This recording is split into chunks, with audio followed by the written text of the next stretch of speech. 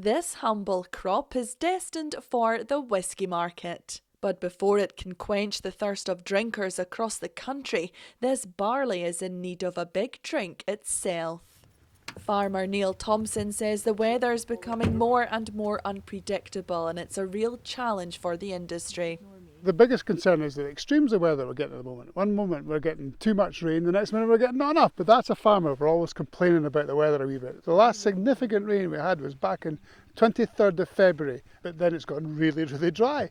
I think there's certainly a recognition within the industry that climate change is happening, and it's how we deal with it it's a challenge. And while we are under pressure for keeping our quality and prices at the level people can afford, it's going to get more and more difficult to do that, particularly when we have this extreme of weather that's coming along. As we've been filming, there has been a short shower, but nothing substantial, and Neil says nowhere near enough. He says for the average month he'd be satisfied if he had around 30 millimetres of rainfall.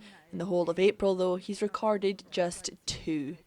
So you can see clear that we've just had a nice wee shower of rain, and there's just a bit of dampness in that soil now, which is just making all the difference. We could do with a lot more because you can still see that dried out very, very quickly on the top there. You know, it's really, really dry there. Yeah. There's nutrients sitting there on the surface, ready to be taken up by that crop. And how does that nutrient get into the crop? Water. A little bit of water just to get that nutrient to make the crop grow and thrive as it should do. And it's not just the crops which are suffering, but the grass too, which these little guys rely on. Their feed is now having to be supplemented to ensure they're getting enough.